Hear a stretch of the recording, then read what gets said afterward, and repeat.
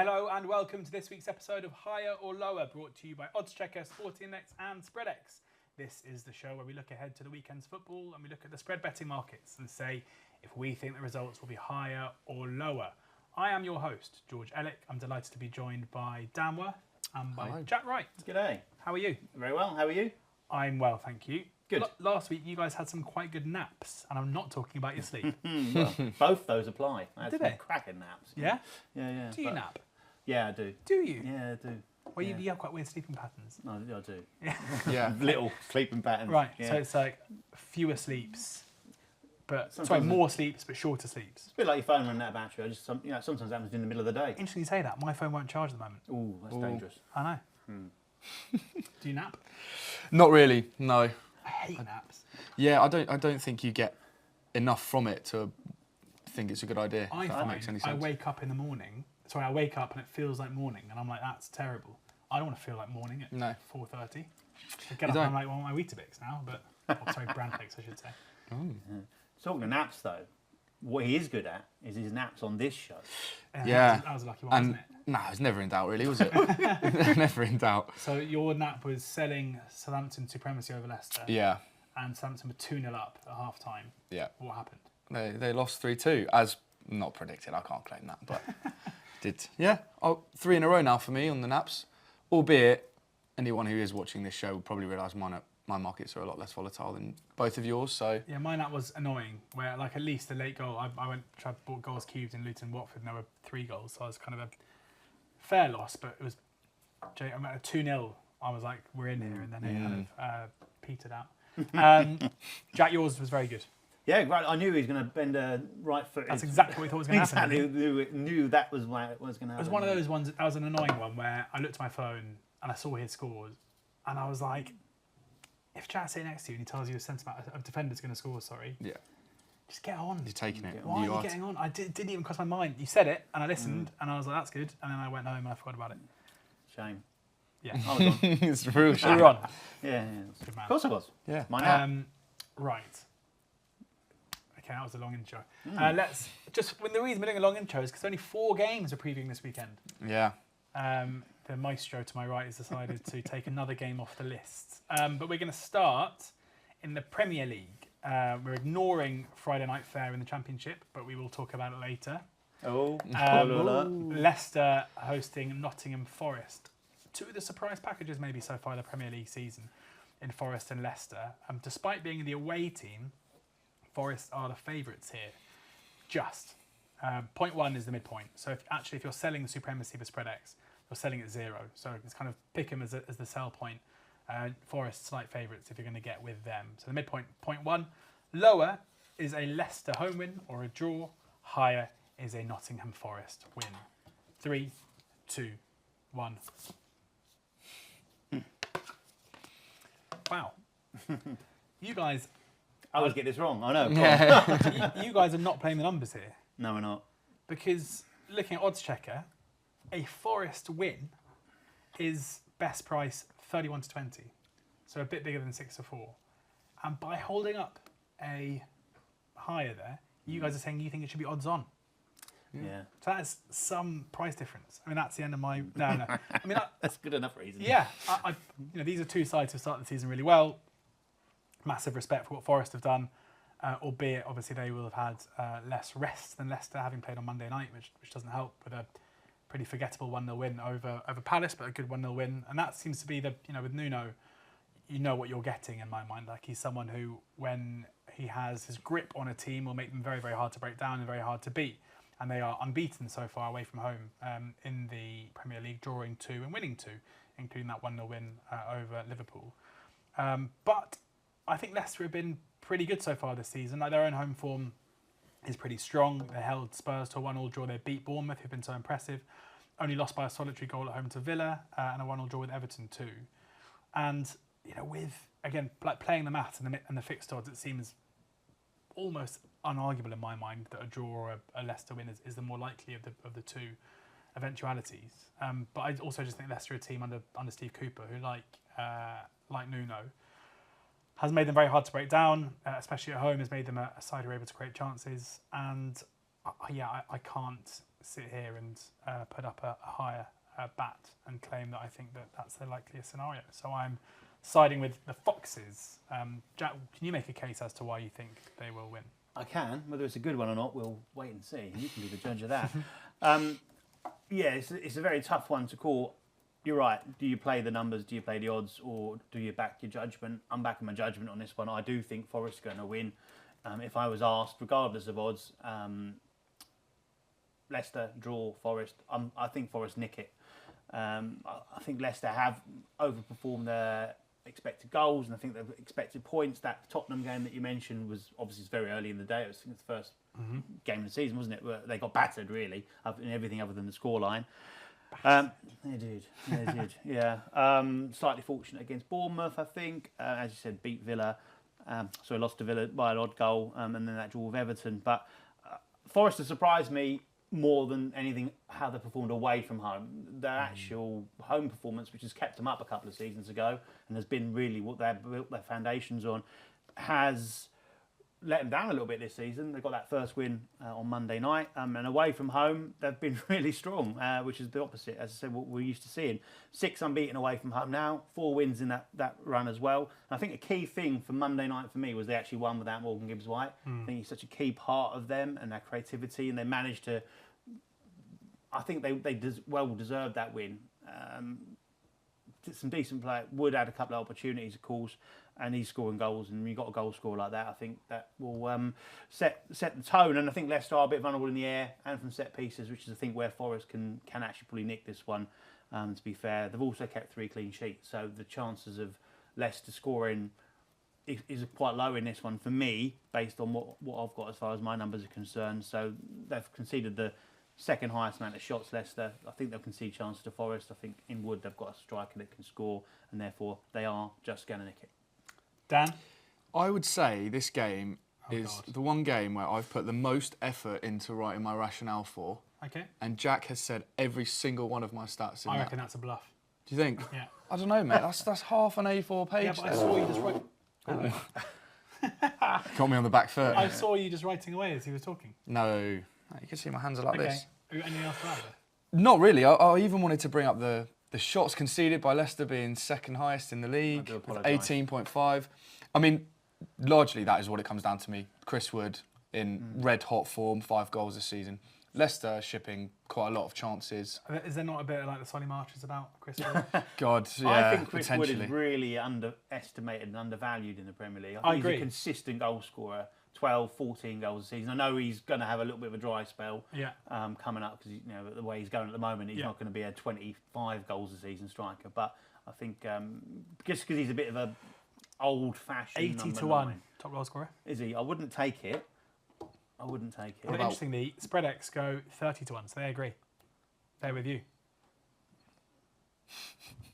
Me and the traders. It's nice. I was going to say, what about without Haaland? But I'm assuming you don't have that up. It's fine. Yeah, nothing really more to add. The only thing I was going to disagree with Jack, which is a really weird play from me, considering I agree on the with my paddle, is Leicester. 33 to 1. That's a bit nicer. Right. I'll take that.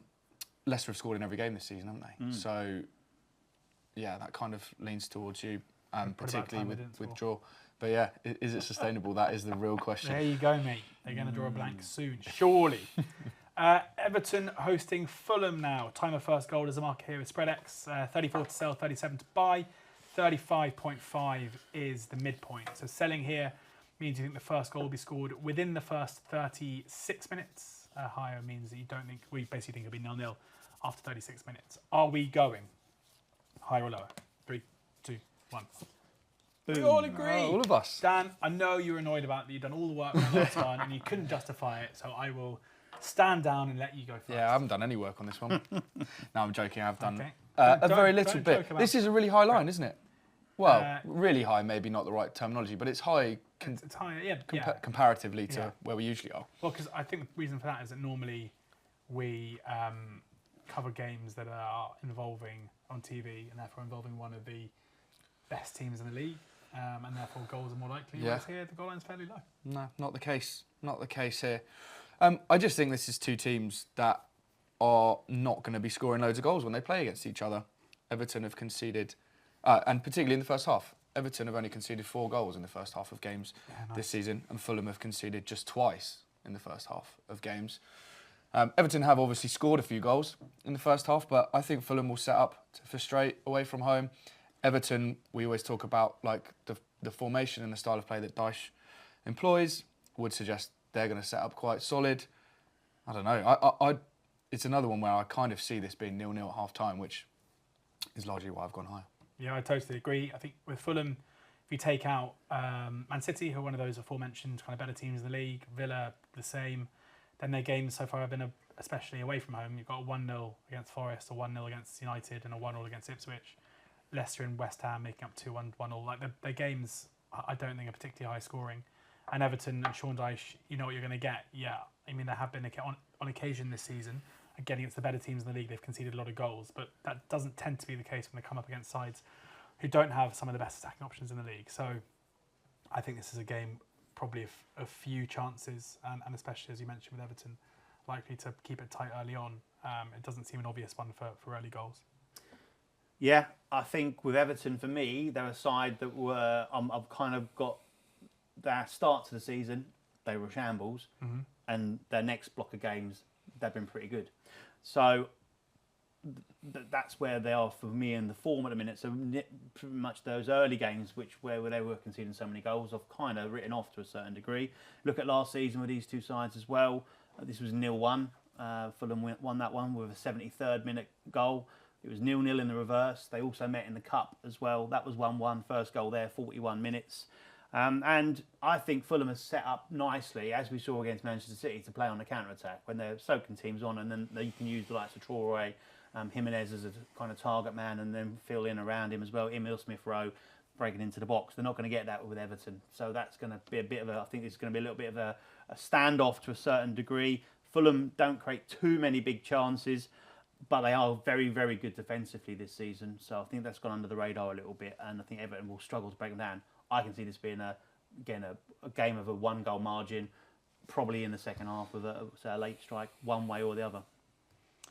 Cool. Everton-Fulham tied off. On to probably the two games I think that will get people more excited than the first two we've covered here. Starting with Chelsea hosting Newcastle. A glutton for punishment, the man to my right, because last week we had Liverpool-Chelsea. You were very confident there'd be goals. Jack and I went under. There were 3 in the first 50 minutes and a disallowed goal, but no more. And it finished on the text I sent after that third goal was, I'd much rather be in my position than those two. Yeah. To who? Oh, one of my good pals. That's so nice to talk about the show behind our back. Yeah. I'm very proud of this show. Why don't you message us? I never get a reply from you. Yeah, I don't know. Unless it's something negative. Yeah, it's a message. It's exactly. So say Yeah, that. so it would have been, yeah. Chelsea hosting Newcastle here, looking to bounce back from that defeat. 3.45 is the midpoint here with Sporty Index. So 3.35 total goals, 3 is to sell, 3.55 to buy. Are we going higher or lower? 3, 2, 1. Hey! Oh, you are pathetic. I changed my thing. You'd like to go the other way, would you? Because you always get these wrong.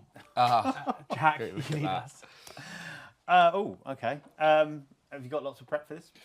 I'd like you to go first. Okay. I've looked at this. Chelsea create lots of chances but miss lots of chances. Newcastle disjointed. Again, we've talked about Chelsea scoring lots of goals. We mentioned this last week, actually, didn't we? The fact that they've now scored 17 goals, but 10 of those have come in 2 games. So if you actually take it generally across the board this season, their games haven't been filled full of goals.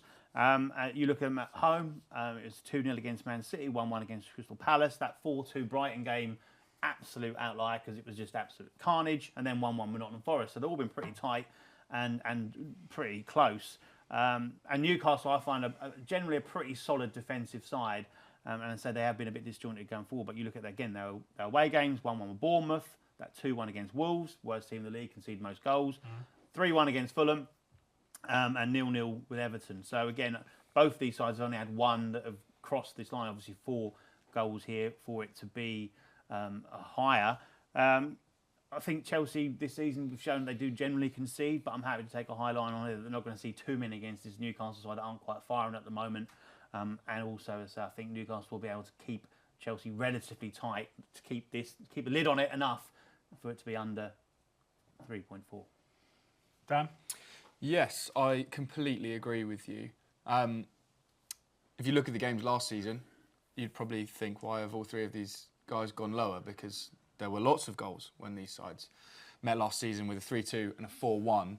But I'd argue both teams, particularly Newcastle, are pretty different to where they were last season. Newcastle are a side that are struggling in front of goal, but also aren't really conceding that many. They've scored and conceded 8 each. Only 4 teams in the league have scored fewer goals than Newcastle. And only Forest and Liverpool have conceded fewer. Chelsea, as you mentioned, they either score 6 or score 1. Maybe. Well, they've only scored 6 once, haven't they? Yeah, okay. That's very true. They've also scored 4 and 3. Yeah, I know. And probably 2. Yeah. And probably 1, and definitely 1. I just don't think they're going to score loads and have it all their way against Newcastle. I think it will be low scoring.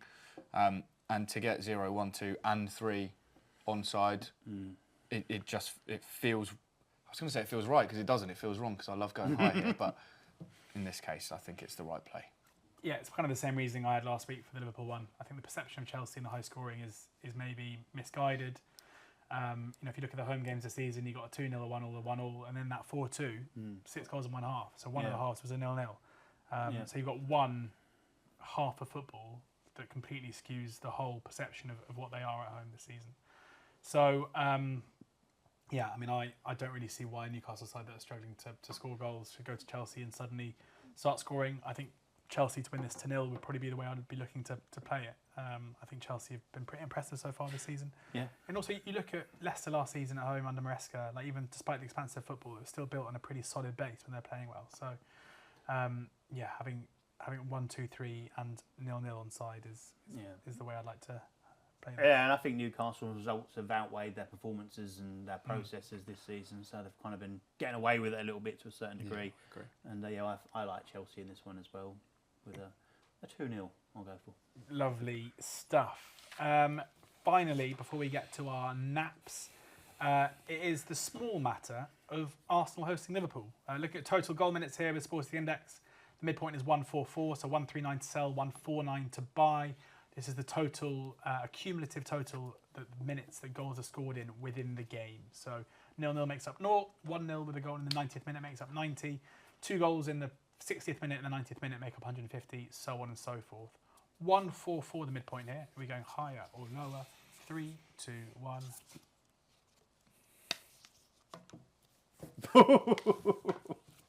You got it? Yeah, a little bit. So, do I retake? Should we take that again? No, I'm good. This is interesting. If this was a total goals line, I think I wouldn't be so inclined to go over. But I think there's been a bit of an overreaction here, where like Arne Slot's Liverpool are very, very different to Jurgen Klopp's Liverpool, right? Like way more pragmatic. We spoke about it last week. When they go ahead, they generally look to kind of see it out. We saw it to an extent against Chelsea. Like it wasn't easy watching for you and I to make sure there wasn't a fourth goal. Like there were chances. But this is like a relatively low line, and I can't think of many occasions where you've got teams who are both perceived to be the best, amongst the best in the league with such a low line, and it's because of the defensive record of both teams. But Saliba obviously out of this after his red card last weekend, which is a huge blow for Arsenal. And then alongside that, you've got the fact that both teams have played Champions League football on Tuesday and Wednesday in the week, so both coming off the back of relatively difficult games. Both of which are away from home. Liverpool playing away from home on a Wednesday night coming into this one. So in my mind, this is a game where total goal minutes is the perfect market, because I think it will start really tight and cagey. And then I think both fatigue and the need for both teams to want to win this game, or I don't think this will be one where both teams are happy to see it out and let it kind of fizzle out into a 0-0 or a 1-0. I think we'll see most of the action come late. So I'm willing to go high here, not necessarily because I think there'll be loads of goals, but because I think the game will develop into one where chances come late on. And as I say, I think with Saliba out for Arsenal, that is going to have a huge impact on their defensive shape, and he's arguably I think he is one of the best centre-backs in the world. So, if this was where you normally see this line, kind of 20 points higher, I'd be happy to swerve it and go lower. But at 144, we could easily see a 1-1 draw in my mind here and go over that. With late goals being the way I'd want to play it. Dan, you've gone lower. I know. How does it feel?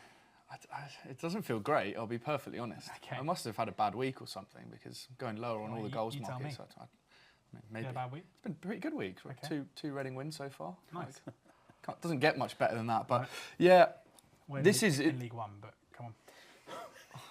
Flexing now. Isn't it? this is really just a gut feel. And you mentioned Saliba being out, but also Arsenal are obviously without Odegaard and probably Saka. Wouldn't worry. So Saka not back? the injury site I use is given 25% chance that he plays here, which probably means he definitely starts, doesn't it? But if he is out, that's obviously a huge blow. Liverpool will remain without Alisson, and Jota's going to be out. I don't know how much that impacts them going forward. I mean, I think Alisson being out is surely good for goals, isn't it? Yeah, but last week spoke about how good Kelleher is. I did don't know if notice it was on Kelleher was the WhoScored.com player of the Player match. of the match. Oh, in that Last case, night. I need to change my bat. Yeah. Maybe.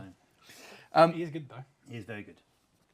I don't think Arsenal have been that impressive of late, and I know this isn't the market, but I think I'd be siding with Liverpool here. I just see this as being really tight, both teams. Liverpool will probably be happy with the draw. I'd imagine Arsenal will be too. I just think it's a low scorer, and I'm leaning towards the 1-1 you suggested, although you're suggesting that could still be a winner for you. I'm suggesting the opposite. 2 90-minute goals, 180 points. Lovely. 230-ish minute goals. Jack? Let's just go 0-0. Saves Yeah, the problem, I'll doesn't take it? Yeah. You're not, because you're of a different opinion. You're saying that both would probably happy with a draw, and you're saying I don't neither. think so. No. Interesting. Okay. I've got a feeling this is going to be a proper tight and cagey one. Potential goal, similar to what we talked about earlier. Potential goal to separate them. Could be a draw. Could be 0-0, as I said. Doubts over Saka. Talked about that. Saliba and Odegaard missing.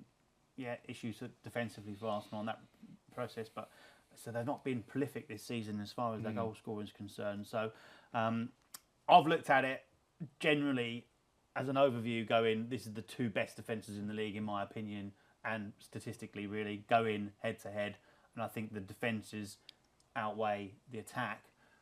Saliba is a big miss. That's the one concern on that one for me. But I think then on that basis, if Liverpool do get a goal or two ahead, then they'll look to close it out. And I think they might well shut Arsenal out in this one, regardless of what Liverpool do. But I think they'll shut Arsenal out, and therefore I think I've got enough scope that there's not going to be those late goals that would cause me some pain on this line. So yeah, I think there's a bit of juice still in the fact that the markets and the numbers are a little bit Klopp related still, so you can take advantage a little bit on that side of it. So yeah, for me, close, tight, cagey game, low scoring. I'm prepared to take the bet that if it does get late in the game, they're going to settle for what they've got. If it is tight, we'll Great. see.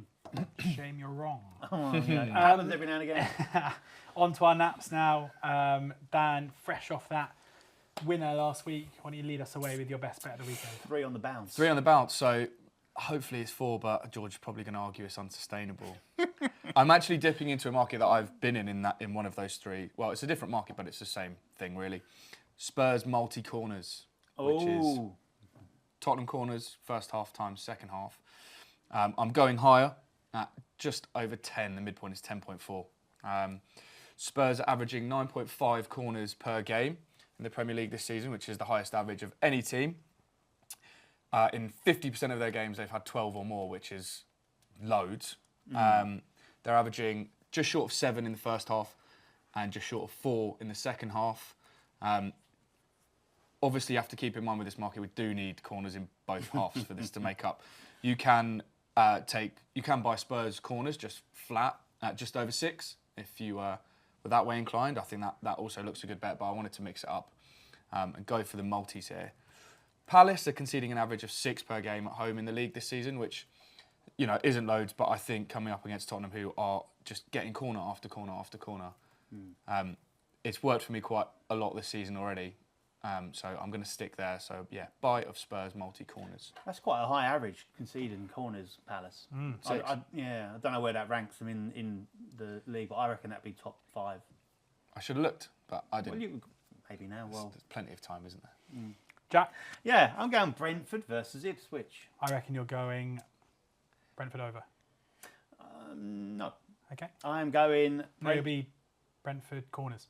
time of first Brentford goal. Wow. Which I was a bit surprised to see. I was going to go time of first goal in the match, but that's set around about 30 odd.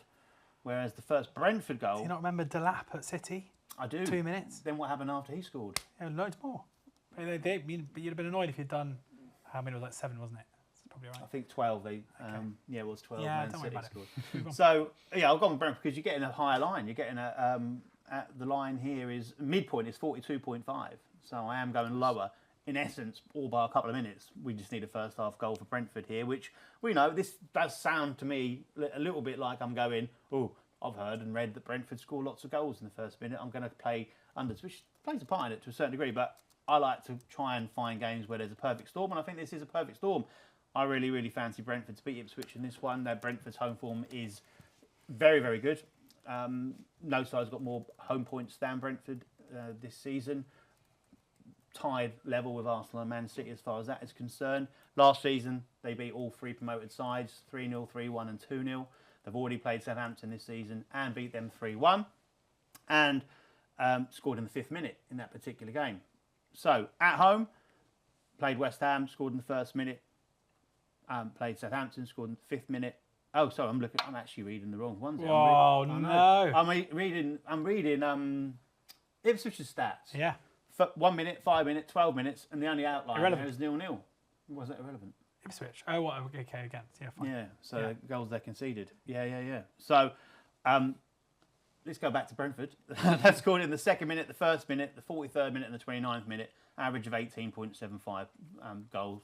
I think Vista coming back is big for them, and Bomo up front with him as well. We know he's been a talisman for them this season and has kind of taken over the mantle from Ivan Toney. So 10 first half goals this season for Brentford. 7 of those have come in their home games. They've scored in 7 of 8 first halves this season. The only one they didn't score in was against that best defence in the league, Liverpool. So I think this all points towards a pretty fast start. Ipswich could play a part in this, but they generally concede early. Brentford score early. The perfect storm. Lower, midpoint, 42.5. Brentford's first goal. Storm. Right.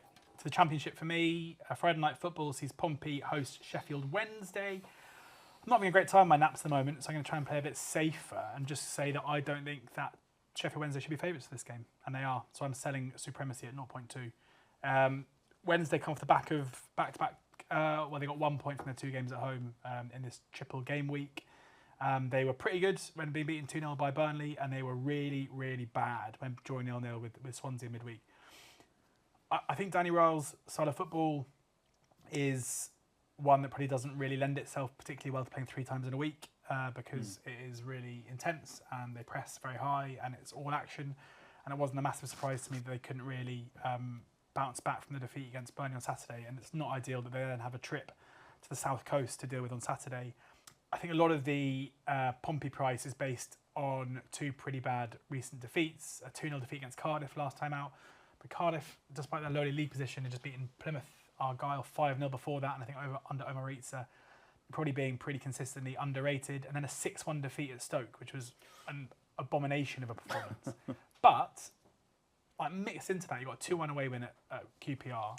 Got a 1-1 draw against Oxford, where I watched the game and, sorry to say it, but Pompey with a better team on the day, and that was their bounce back performance off the back of the 6-1 defeat. If Pompey put in a performance similar to the one they put in against Oxford, fresh off the defeat in this midweek, and I think they should have enough to really trouble Wednesday, who I think have really flattered to deceive this season. I mean, they haven't even done that. The points tally isn't particularly good. And yeah, as I say, I think they'll struggle to bounce back from a difficult week at home and the 3 games in a week. So, and they've also got Brentford coming up in the Cup on Tuesday, which might be a bit of an unwelcome distraction as well. So I think Pompey should be favs, and I'm happy to sell the Supremacy knowing that I'll bank some profit even if there's a draw in this one. Cool. Nice. Great. Yeah, happy with that. Happy? Superb. Perfect. There is this episode of Higher or Lower brought to you by SpreadX, Sporting Index and oddschecker. Click on the link in the description, the show description. If you haven't already got a SpreadX or a Sporting Index account, click on the description and you can sign up for an account there. There is a new custom offer that you'll see as you click through. And do remember that losses can exceed your initial deposit. Check out oddschecker for all your fixed odds betting needs across all sports this weekend. And whoscored.com have you covered when it comes to your stats to inform your selections. Thank you to Dan. Thank you. Thank you to Jack. Thank you, George. It's okay. We'll see you again next week. In the meantime, enjoy all the football and please do ensure that you're gambling responsibly.